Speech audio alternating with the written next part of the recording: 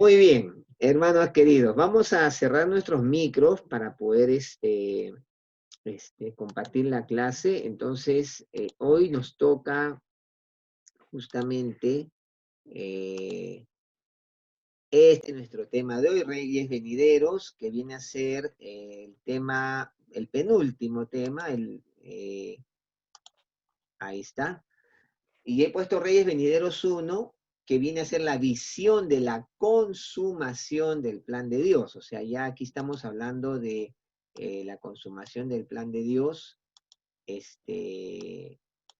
para el pueblo de Israel. Y vamos a mirar este tema en esta mañana. Entonces, déjenme aquí un minuto, voy a silenciar a todos. Bien. Entonces, en esta mañana, este es nuestro tema, capítulo 10, y lo vamos a manejar aquí. Ahora, es bien importante entender lo siguiente. Capítulos 10, 11 y 12 nos muestra la confirmación del plan de Dios para la nación de Israel. O sea, en los capítulos anteriores hemos visto eh, el plan de Dios para las naciones gentiles. Luego vimos el plan de Dios para Israel en medio del tiempo de los gentiles y ahora la confirmación del plan de Dios para la nación de Israel propiamente dicho. Estos son capítulos escritos específicamente para Israel. Y entonces, más o menos hoy y el próximo domingo vamos a tratar el tema de esta manera. El del 10.1 al 11.35 vamos a estar mirando la visión de un personaje, o sea, celestial, que es lo que vamos a ver hoy, que revela detalles de algunos eventos mencionados en el capítulo 8, que ya lo hemos visto. Luego, la otra semana vamos a ver del 11.36 al 12.13, información de eventos del tiempo de la tribulación escatológica. O sea, ahí vamos a ver cosas que son importantes mirar. ¿Qué Israel va a experimentar cuando aparezca el anticristo? O sea, como les digo, esto está totalmente relacionado a Israel. Entonces vamos ahora a empezar con el tema de hoy, el marco histórico de la visión, que es muy importante tenerlo presente. Tenemos ahí la fecha, eh, dicen que no se escucha. ¿Me escuchan o no me escuchan? A ver. Se escucha, pastor. Benito. Sí. Se escucha. Sí, se escucha. Escuchamos. Que vea Ok. su conexión, si no. Ok. Entonces, vamos a la fecha del capítulo 10. Dice el 10.1, en el año tercero de Ciro, rey de Persia, fue revelada palabra a Daniel, llamado Belsasar, y dice, y la palabra era verdadera y el conflicto grande, pero él comprendió la palabra y tuvo inteligencia en la visión. Es interesante porque el año tercero de Ciro el Grande sería más o menos el 536 o 535 a.C. Daniel tendría aproximadamente 87 años de edad. Ojo, Daniel tendría 87 años de edad, o sea, no era un joven, ya estaba bastante grande, ya estaba, ya tenía sus buenos años, y esto era 2 años después de la orden que permitía el retorno de los judíos a Palestina. Ojo, o sea, 2 años antes de esta visión ya había habido un edicto que permitió que un grupo de judíos volviera a Palestina. Ahora, dice que Daniel comprendió la visión. Verso 1, y la palabra era verdadero y el conflicto grande, pero él comprendió la palabra y tuvo inteligencia en la visión. Tuvo toda la información necesaria para entenderla en su plan general, tomando en cuenta la información de las visiones anteriores. Ahora, hermanos, esto es bien interesante porque aquí vemos a nuestro Dios que no le da de golpe todo el plan, o sea, no es que, allá, mira Daniel, te voy a mostrar todo lo que va a pasar en los tiempos finales, entonces le da todo así como una catarata de información. No. Dios le va detallando a Daniel lentamente, le va revelando su palabra, le va revelando sus planes para que cuando tenga más información vaya concatenando todo y diga, ah, esto es lo que va a suceder. Porque Dios es así, Dios es así. Ahora, otro detalle importante, que Dios no es un Dios de confusión. Dios no le gustan los acertijos. A Él nos va a decir las cosas cuando nos va a hablar de manera clara, porque Él no es Dios de confusión, Él es Dios que da a conocer. Él comprendió la palabra. Y es lo mismo que pasa cuando Dios nos revela algo a través de su palabra. Nos da la comprensión de entender su mensaje. Ahora, es importante también el motivo de la aflicción de Daniel. Miren, y la palabra era verdadera y el conflicto grande. Miren, hermanos, probablemente sería el número relativamente pequeño de judíos que regresó a Judá, unos 42.000 según Esdras 2:64, una de las preocupaciones que Daniel tenía. ¿Cómo 42.000 vuelven? ¿Qué van a hacer allá en Jerusalén? Hay tanto por hacer. Otra cosa, otra preocupación o aflicción, la condición pobre del templo que se empezaba a reconstruir. Ellos habían visto un templo majestuoso y ahora un templo pobre, sin recursos, que empezaba a reconstruir.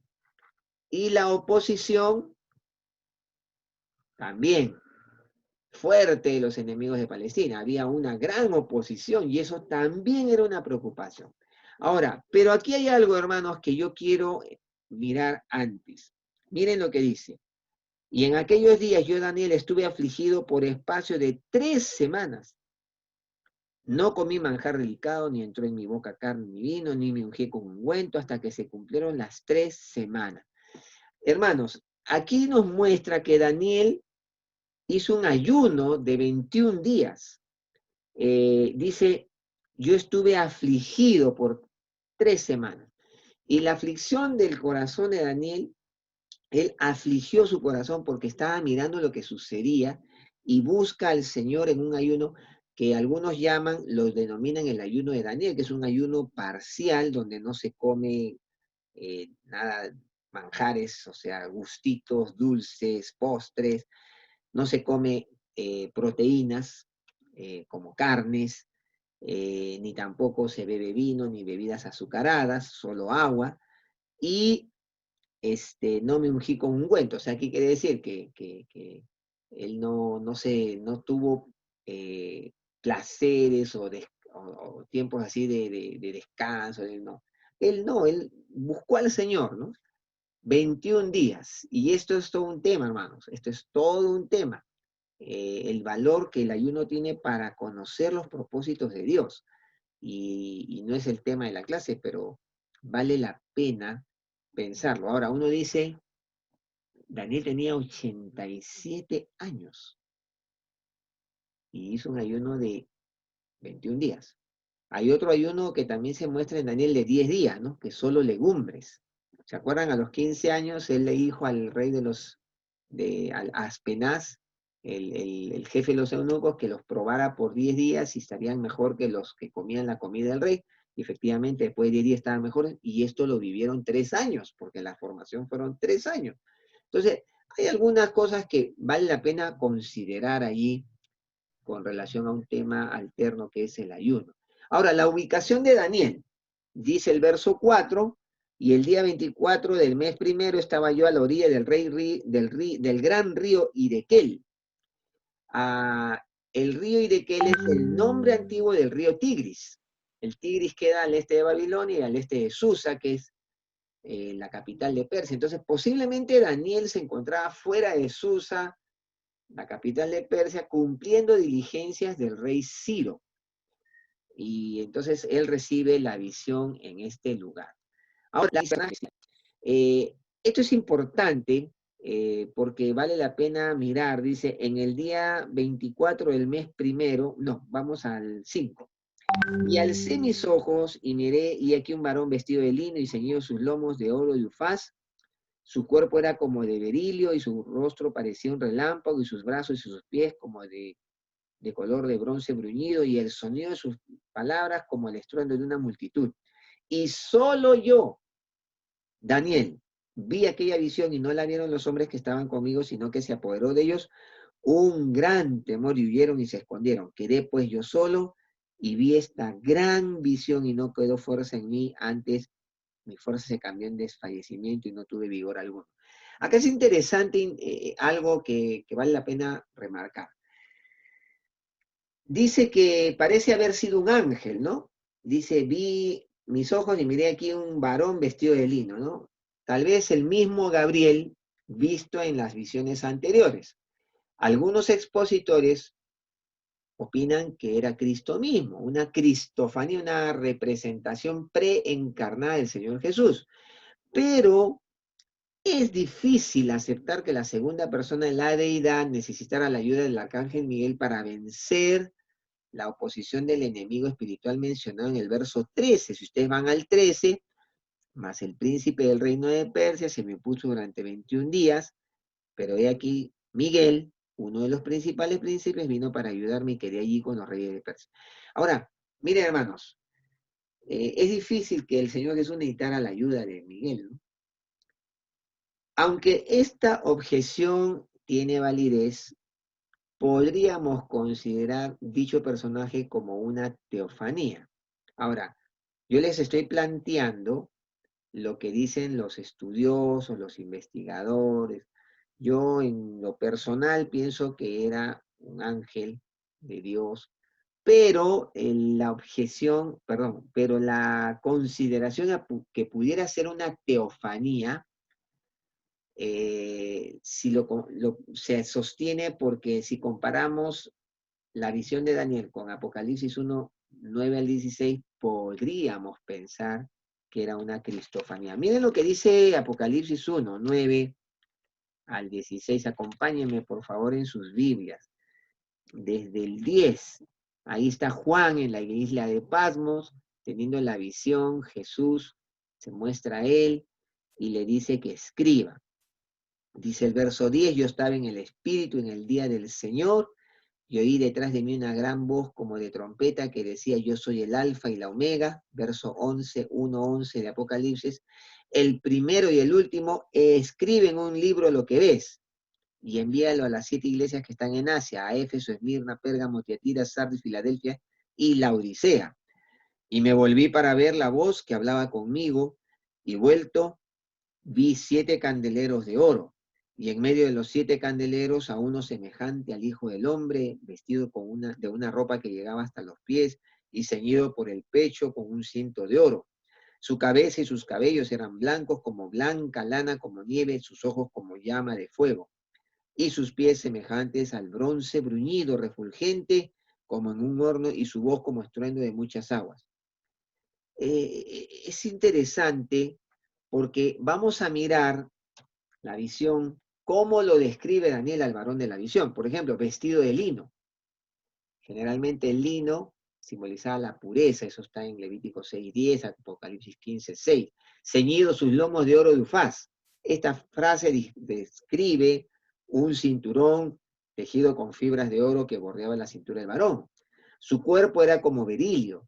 La palabra berilio proviene del hebreo tarchis, y a veces se traduce como crisólito, topacio o jaspe amarillo, de deslumbrante belleza.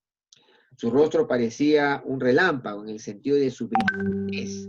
Además, Daniel dice que sus ojos como antorchas de fuego, a pesar de que su rostro era tan brillante, Daniel puede distinguir a sus ojos y los compara con antorchas de fuego. Luego Daniel dice que sus brazos y sus pies como de color de bronce bruñido, ¿no? Si ustedes relacionan con Apocalipsis, hablando de Jesús, también habla de que tenía, dice, su ropa llegaba, semejante, dice, al bronce bruñido, ¿no? Ahora, el bronce bruñido también sugiere brillo, resplandor, de modo que aquel personaje se presenta en un aspecto glorioso, cautivador. Y el sonido de sus palabras, dice Daniel, como estruendo de una multitud. Él, por último, está describiendo la voz de aquel personaje como potente, autoritativa, como alguien a quien hay que obedecer. Entonces, por eso es que algunos estudiosos piensan que podría ser una manifestación preencarnada del Señor Jesús. Yo en lo personal pienso que era un enviado de Dios, obviamente celestial, un ángel, puede ser Gabriel, que en otras ocasiones también se ha manifestado en la vida de Daniel y con relación a mensajes de Dios para la nación de Israel. Ahora, el mensajero celestial explica su propósito. Si ustedes van ahí al 10, verso 11, dice 10, desde el 10, y aquí una mano me tocó e hizo que me pusiese sobre mis rodillas y sobre las palmas de mis manos y me dijo, Daniel, varón muy amado, está atento a las palabras que te hablaré y ponte en pie, porque a ti he sido enviado ahora. Y dice, mientras hablaba esto conmigo, me puse en pie temblando. El varón muy amado, ¿no? La expresión muy amado literalmente significa alguien considerado precioso. Qué hermoso, ¿no? Si ustedes giran su mirada a la página anterior, ahí nomás, Daniel 9:23, se dice que Daniel era muy amado. Al principio de tus ruegos fue dada la orden y yo he venido para enseñártela porque tú eres muy amado. Qué maravilloso, qué hermoso poder saber que somos muy amados, que literalmente ese muy amado significa alguien considerado precioso, preciosa. Hermano querido, hermana querida, para Dios tú eres precioso, preciosa.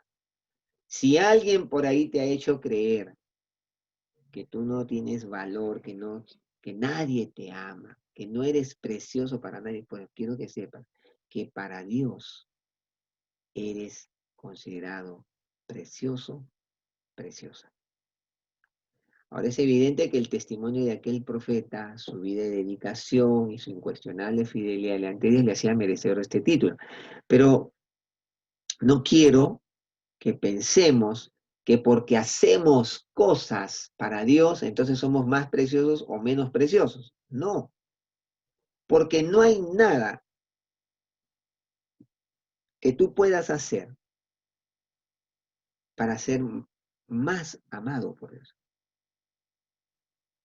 No, no porque hagas más vas a ser más amado, o porque hagas menos vas a ser menos amado por Dios. Eso se llama gracia. Eso se llama gracia. No porque hagamos más nos va a amar más el Señor. O porque hagamos menos nos dejará de amar o bajará su intensidad de amor. No. Para Él somos preciosos de manera inalterable. Y hermano querido, hermana querida, para Dios eres precioso, preciosa. Que nadie te meta en tu cabeza algo contrario a eso. Y la palabra lo dice, ¿no? Aunque mi padre y mi madre me dejaren, con todo Jehová me recogerá. ¿Por qué? Porque eres de gran estima para Dios. Ahora, Daniel, no temas, verso 12, ¿no? Entonces me dijo, Daniel, no temas, porque desde el primer día que dispusiste tu corazón a entender y a humillarte en la presencia de tu Dios, fueron oídas tus palabras, y a causa de tus palabras yo he venido. Qué hermoso esto. A mí me llama la atención, ¿no? Ustedes saben que en la Biblia aparecen 365 veces la palabra no temas. Pareciera que el Señor nos está diciendo, no temas cada día, un no temas para cada día del año. Y el personaje celestial le dijo a Daniel en otras palabras, mira, no temas significa cesa de temer, para de temer, deja de temer. Ahora, los temores que el hombre penitente tiene de Dios carecen de fundamento, hermano. Dios es un Dios confiable. Dios siempre está favorablemente dispuesto para el profeta, y se lo dice: Daniel, no temas, porque desde el primer día que dispusiste tu corazón a entender y humillarte en la presencia de tu Dios, fueron oídas tus palabras. Y mira, y a causa de tus palabras yo he venido. Dios siempre está predispuesto para nosotros. El problema es que el hombre, por naturaleza, sospecha tanto de Dios que no muy fácilmente deja de desconfiar de él. Ojo, la naturaleza humana sospecha tanto de Dios que le cuesta fácilmente dejar de desconfiar de él. Le cuesta confiar, le cuesta descansar en Dios. Y hermanos queridos, acá Dios le dice a Daniel: Daniel, relájate, no temas, para de tener miedo, yo estoy predispuesto para ti. Eso le está diciendo Dios a través de su mensajero a Daniel. ¿No te parece hermoso? Y ahí es donde tú puedes poner tu nombre, ¿no? José, María, Javier, Felipe, Maribel, no temas, eso te está diciendo el Señor hoy. Deja de tener miedo. Yo estoy dispuesto, predispuesto para ti. La referencia al príncipe del reino de Persia es muy interesante, ¿no? Mas el príncipe del reino de Persia se me opuso durante 21 días. Pero he aquí Miguel, uno de los principales príncipes, vino para ayudarme y quedé allí con los reyes de Persia. Esta referencia al príncipe del reino de Persia se relaciona con un ser sobrenatural, ya que se trata de una guerra espiritual. Este príncipe es una referencia a un poder diabólico. Y aquí hay algo que vale la pena comentar. Las huestes espirituales de maldad gobiernan las naciones. La Biblia dice que Satanás es el príncipe de la potestad del aire, y él, dentro de su esquema jerárquico, tiene a los países con sus lugartenientes, sus generales, los pueblos, las comarcas, los barrios, los vecindarios. Y hermanos queridos, esto es muy real. La oposición evidentemente nos está hablando de una batalla espiritual. Y no podemos soslayar esta realidad, hermanos. No podemos negarla. No podemos ignorarla. Daniel participa de una batalla espiritual en la que participó orando ininterrumpidamente durante 21 días hasta que se produjo la victoria. ¿Y qué nos quiere decir esto? Miren, hermanos, aquí se está mostrando una realidad que, si la ignoramos, estamos perdiendo de vista una terrible conflagración espiritual que se genera cada vez que tú te inclinas a Dios a buscarle en oración y a disponer tu corazón a humillarte delante de él. Mira, acá dice que cuando el ángel, no se dice si es Gabriel, podría ser Gabriel, viene a Daniel y dice: yo he sido enviado a raíz de tus palabras y acá vengo. Pero ¿sabes qué? Desde el momento que yo vine a traer la respuesta, han pasado 21 días que yo he estado batallando, luchando en una guerra encarnizada ahí en las áreas celestes. ¿Cómo entenderlo? No sé, hermanos. No lo podemos entender, ¿no? Pero podemos entender que hay una batalla espiritual. Y Gabriel, en su ida a Daniel con la respuesta de Dios a sus oraciones, se encuentra con el príncipe de Persia, una hueste espiritual de maldad con la cual lucho, pero dice: he aquí Miguel, uno de los principales, vino para ayudarme. ¿Por qué pasa esto?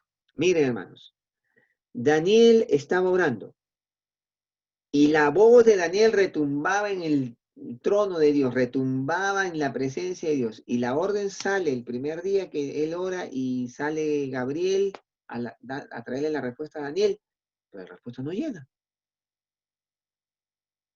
Pero la voz de Dios seguía, la voz de Daniel seguía retumbando en el trono de Dios. Y tiene que ir Miguel. ¿Qué ha pasado con Gabriel? Y se encuentra en una lucha encarnizada. Yo estoy tratando de graficar lo que vagamente puedo entender de esto. Pero de que hay una batalla espiritual, lo hay, y es claro. Y hermanos queridos, ¿cómo participa Daniel? Orando ininterrumpidamente durante 21 días, hasta que se produjo la victoria. Y hermanos queridos, si nosotros estamos buscando de Dios algo, tú no puedes darte el lujo de una tregua, porque mientras tú oras podría estar generándose una guerra, una batalla espiritual que impide que tu oración sea respondida. Y tienes que seguir insistiendo, porque Lucas 18, Jesús dice, hablando del juez injusto y la viuda desprovista, dice la importancia de orar y perseverar en la oración. Ahora, no sé si te has preguntado, ¿por qué? ¿Por qué tiene que ser así? Yo considero que es porque Dios, de alguna manera, quiere que sepamos lo que queremos. De alguna manera, creo yo, que Dios permite esto sea así para que nosotros luchemos por lo que queremos ante su presencia. Y hermano, yo no sé cuánto tiempo llevas orando por algo y de repente dices, pero a Dios no me conteste, ya lo he dejado, pues, ya me rendí, pues, de repente no es la voluntad de Dios que sea así. ¿Y tú cómo lo sabes? Mientras Dios no te responda, mira, Dios te va a decir sí, no o espera. O tengo otra cosa menor para ti. Hay 4 formas en las que Dios contesta. Sí, no, espera, tengo algo mejor para ti. Pero si en tu corazón no hay tal respuesta de Dios clara, tú no puedes desistir en tu búsqueda de una respuesta delante de Dios. Porque podría ser que es tan trascendente lo que estás pidiendo que el infierno se levanta para que esa respuesta no llegue a ti. Y esto nos debe llevar a insistir ante el trono de Dios, porque tu voz y la mía en oración va a retumbar en el cielo. Y probablemente, figurativamente, vuelvo a repetir, de repente Dios ya envió la respuesta. Y tu voz sigue retumbando en el cielo y dice, oye, ¿qué está pasando? ¿Por qué no ha llegado la respuesta a mi hijo? A ver, Miguel, anda y apoya, ¿qué ha pasado? Estoy hablando figurativamente. Pero algo nos deja esto como enseñanza. ¿Cuánto tiempo llevas orando por la salvación de un hijo, de un padre, una madre, de un esposo, una esposa, de tu familia? ¿Ya desististe? ¿Ya lo dejaste? Bueno, el Señor Jesús en Lucas 18 pone el ejemplo más gráfico todavía. Un juez injusto y una mujer viuda desprovista. Mira los extremos de poderes, ¿no? Pero la mujer insiste tanto que el juez injusto, a pesar de ser injusto, dice, le haré justicia. Ya, para que salga de aquí ya me tiene chinche. Pero Jesús dice, Dios no hará justicia a sus escogidos. Dios, es diferente, no es injusto, es maravilloso. Y tú eres para Dios preciado, precioso. Que Dios nos ayude a valorar esta realidad espiritual que aunque no la vemos, es genuina, es auténtica, todos los días de nuestra vida. Por eso el Señor Jesús, cuando enseñó a orar a sus discípulos, le dijo, habló del Padre nuestro que estás en los cielos, santificado sea tu nombre, venga tu reino a nosotros, hágase tu voluntad, el pan de cada día danos hoy, perdona nuestros pecados, como nosotros perdonamos a nuestros deudores. No nos metas en la tentación, mas líbranos del mal, líbranos del maligno. Porque el Señor Jesús sabía que esa es una constante en la vida del cristiano. Y líbranos del maligno, ¿por qué? Porque tuyo es el reino, el poder y la gloria.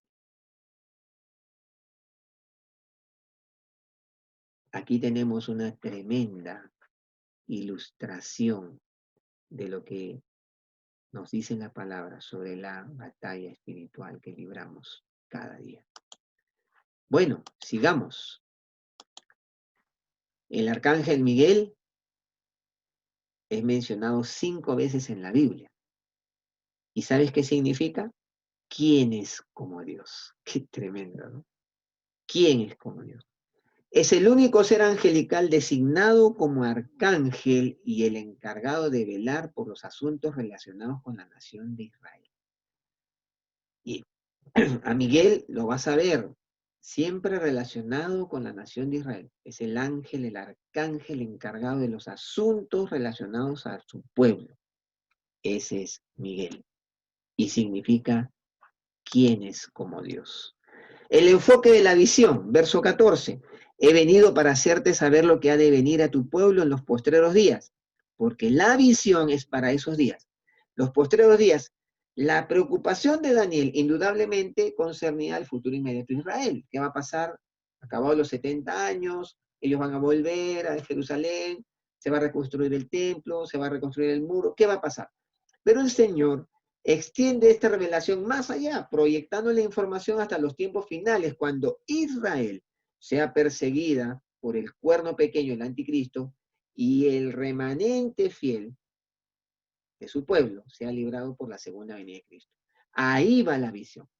Hasta ese momento llega esta inmensa visión de Dios a Daniel. El profeta Daniel es confortado y fortalecido. Mira lo que dice, ¿no? Mientras me decía estas palabras, estaba yo con los ojos puestos en tierra y enmudecido, pero he aquí uno con semejanza de hijo de hombre tocó mis labios. Entonces,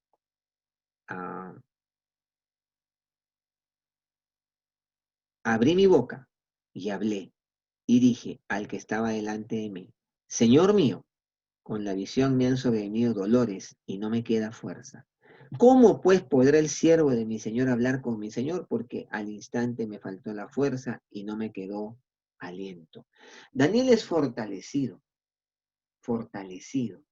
sobrenaturalmente mediante el toque del personaje celestial. Dice ahí, uno con semejanza, tocó mis labios y abrí mi boca y hablé y dije al que está, Señor mío, con la visión me ha sobrevenido dolores y no me queda fuerza. Y mira lo que dice el 19 y el 18, y aquel que tenía semejanza de hombre me tocó otra vez y me fortaleció. Por eso los estudiosos dicen, con semejanza de hombre podría haber sido el Señor Jesús. Bueno, pero dice, me tocó y me fortaleció y me dijo, muy amado, no temas, no temas, la paz sea contigo, esfuérzate y aliéntate. Y mientras él me hablaba, recobré las fuerzas y dije, hable mi Señor, porque me has fortalecido. Es tremendo, ¿no? Por tercera vez el profeta es llamado muy amado, precioso, eres muy precioso para mí. Y también, nuevamente, se le da la orden de dejar de temer, deja de temer, para de temer. Y las palabras del 19, esfuérzate y aliéntate, en el original se repiten con énfasis, sé fortalecido, sé fortalecido. En el original dice así, sé fortalecido, sé fortalecido. Qué hermoso, ¿no? Qué hermoso saber que nuestro Dios nos dice eso siempre. Precioso mío, no temas, deja de temer y sé fortalecido, sé fortalecido. Ahora, la batalla espiritual es una demostración de la batalla que se libra en esferas que pasan desapercibidas ante los ojos humanos. Verso 20, mira lo que le dice Gabriel, ¿no? Él me dijo, ¿sabes por qué he venido a ti? Pues ahora tengo que volver para pelear contra el príncipe de Persia. Y al terminar con él, el príncipe de Grecia vendrá. ¿Qué tal? La enseñanza clara del pasaje parece ser que estas naciones mencionadas tienen una especie de ser sobrenatural que administra sus asuntos. Un ser sobrenatural de las tinieblas que administra sus asuntos. Y Gabriel, o quien sea el personaje, el enviado, le dice, mira, he venido a ti, te traigo el encargo de Dios, la respuesta de Dios, y de aquí tengo que volver para pelear con el príncipe de Persia, me tengo que agarrar con él. Y cuando acabe con él, el de Grecia va a venir. ¿Qué tal? Tremendo, ¿no? Tremendo lo que no pueden ver nuestros ojos. Cuando tú y yo disponemos el corazón para buscar a Dios. Y luego el libro de la verdad, verso 21. Pero yo te declararé lo que está escrito en el libro de la verdad. Y ninguno me ayuda contra ellos, sino Miguel, vuestro príncipe. El libro de la verdad. Todas las cosas que serían reveladas a Daniel estaban escritas en este libro. Es decir, eran cosas que pertenecían a los propósitos inmutables de Dios. ¿Sabes qué, mi hermano? Qué maravilloso es saber que Dios tiene control de todo lo que ocurre en el universo. No hay nada que sea azar. No hay nada que no esté escrito. No hay nada que no lo tenga Él registrado. Yo te declararé lo que está escrito en el libro de la verdad. No era algo que se iba recién a diseñar, no, ya estaba escrito. Ese es el Dios que tenemos. Él tiene control de todo lo que ocurre en nuestro mundo, en nuestro universo. Y hermanos queridos, esto debería de cautivar nuestro corazón y llenarnos de profunda paz. Señor, tú eres dueño de mi vida, de mi tiempo, de mis circunstancias, de todo lo que vivo. Tú eres dueño.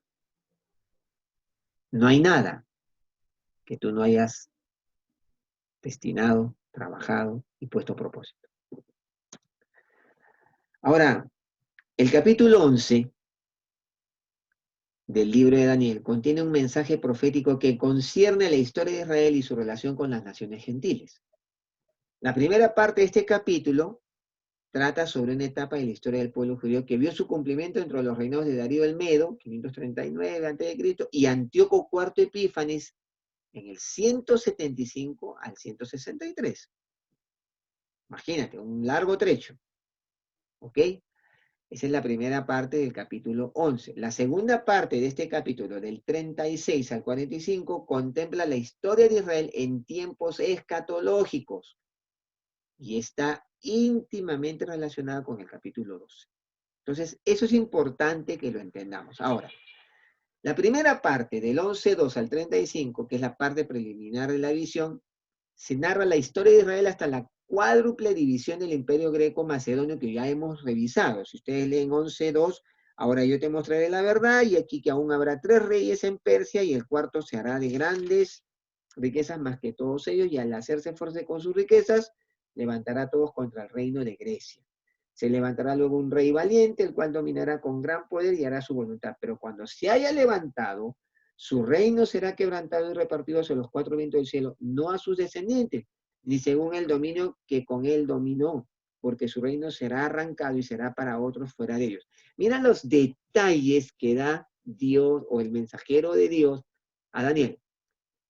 Primero da un breve resumen del imperio persa. Los 3 reyes eran Cambises II, 530 al 522, Pseudo-Esmerdis, 522, y Darío I, del 522 al 486 a.C. El cuarto era Jerjes I, del 486 al 465 a.C. Era muy rico y reunió gran ejército para pelear contra Grecia, pero fue derrotado por los griegos en la batalla naval de Salamina en el 480 a.C.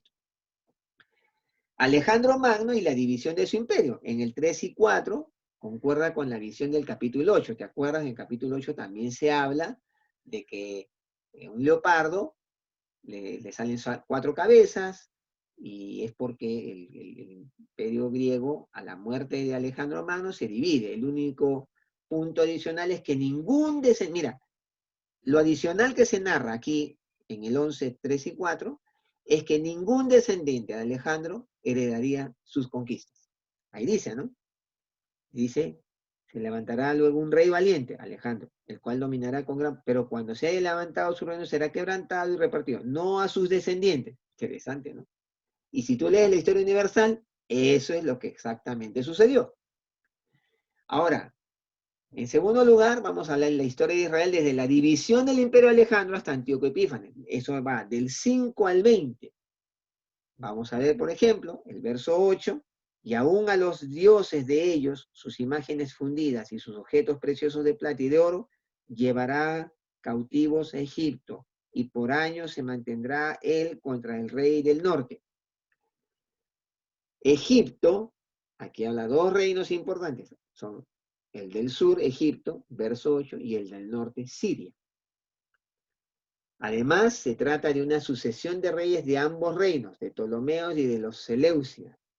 Todo ese párrafo dice, vamos desde el 5, ¿no? Y se hará fuerte el rey del sur, más que uno de sus príncipes será más fuerte que él y se hará poderoso, su dominio será grande.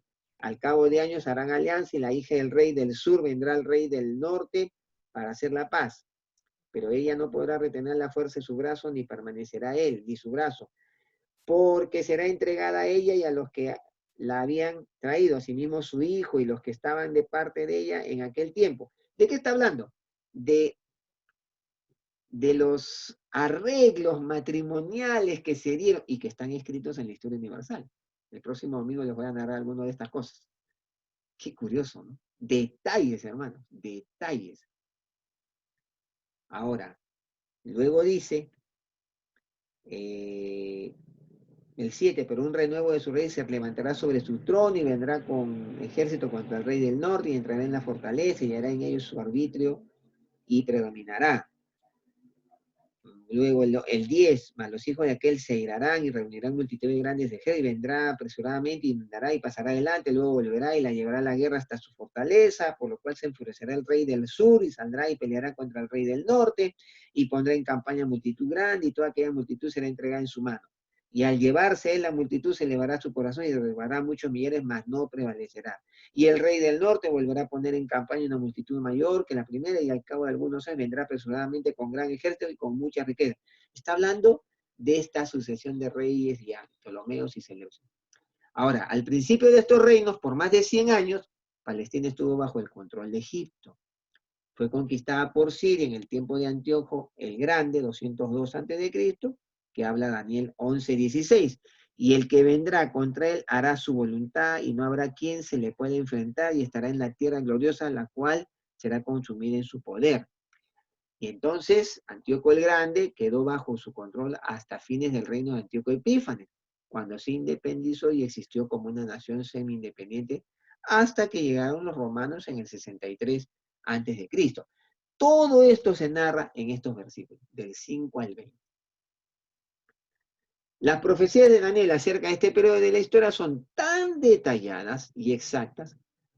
Hermanos, cuando tú lees la historia universal, yo voy a traer algunas ilustraciones de esto y qué cosas se dice en la historia universal, que los incrédulos siempre se han resistido a aceptarlas como auténticas, porque dicen, no puede ser que haya tantos detalles, que la hija de tal se casó con el hijo de tal, que la guerra tal con tal, porque Dios dio la profecía con detalles. Ahora, en el verso 14 hay dos menciones de los judíos en esta sección. Dice, en aquellos tiempos se levantarán muchos contra el rey del sur y hombres turbulentos de tu pueblo se levantarán para cumplir la visión, pero ellos caerán. Versículo 14 menciona hombres turbulentos de tu pueblo. En el tiempo de Ptolomeo IV, Filopátor, en el 221 al 203 a.C., quienes pretendían hacer cumplir la visión, posiblemente las profecías de Daniel, ellos fracasaron.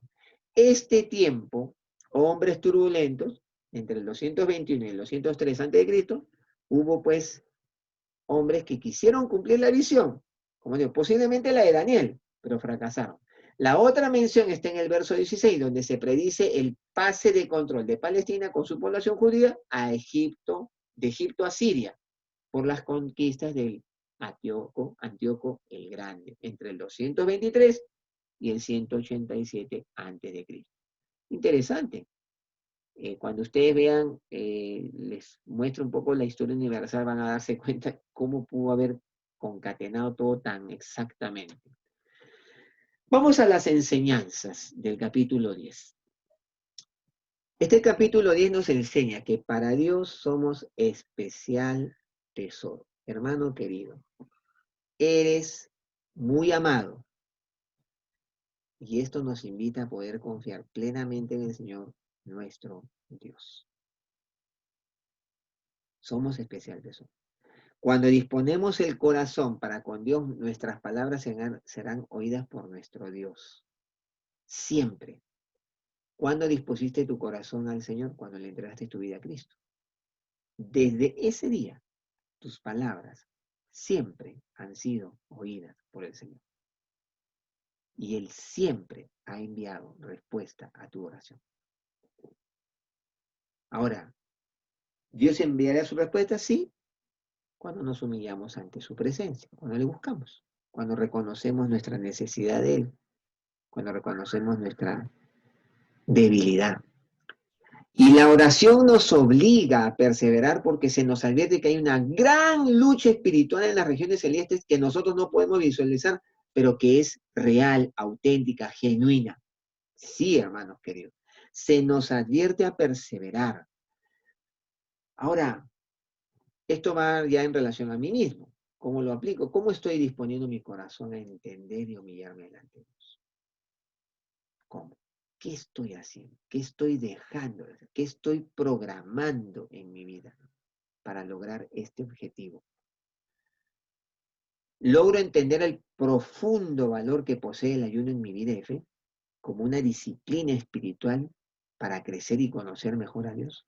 Ahí está, Daniel, con sus 87 años. Hizo un ayuno de 21 días para conocer los propósitos de Dios. Hermano querido, ¿qué estás buscando de Dios? ¿Tu voluntad? ¿Un nuevo negocio? ¿Un nuevo emprendimiento? ¿Decisiones a tomar? Hermano querido, no tomes decisiones si antes no has buscado a Dios en ayuno y oración. Si algo he aprendido en mi fe, es que necesitamos buscar a Dios en ayuno y oración. Afligir nuestro corazón como una disciplina espiritual. Soy consciente de la tremenda lucha espiritual que se libra cuando oro a Dios. Efesios 6:12 lo dice, porque no tenéis lucha contra sangre y carne, sino contra huestes espirituales de maldad en las regiones celestes. Pablo lo dice, clarito. Daniel lo muestra por lo que dice Gabriel. Pero ahí Pablo dice, vestíos de toda la armadura de Dios para que podáis resistir al diablo, al enemigo en el día malo. Me visto con toda la armadura de Dios. Me pongo el casco de la salvación. Me pongo la coraza de justicia. Tomo la espada del Espíritu, que es la palabra de Dios. Me visto, me calzo mis pies con el apresto del Evangelio, lo predico. Tomo el escudo de la fe para repeler, defenderme los dardos de fuego del maligno que quieren traer dudas sobre mi vida. Hermano querido, así es la única forma de enfrentar la batalla espiritual, con la armadura que el Señor Jesucristo nos ha dejado. Entiendo que mi fortaleza y paz solo se encuentra en Dios. Verso 19. Dice, muy amado, muy amada, no temas, la paz sea contigo. Esfuérzate y aliéntate. Y mientras él me hablaba, recobré la fuerza y dije, hable mi Señor porque me ha fortalecido. Nuestra fortaleza y paz se encuentran en el Señor, en su palabra, en lo que Él habla a nuestras vidas. Que el Señor nos bendiga, hermanos.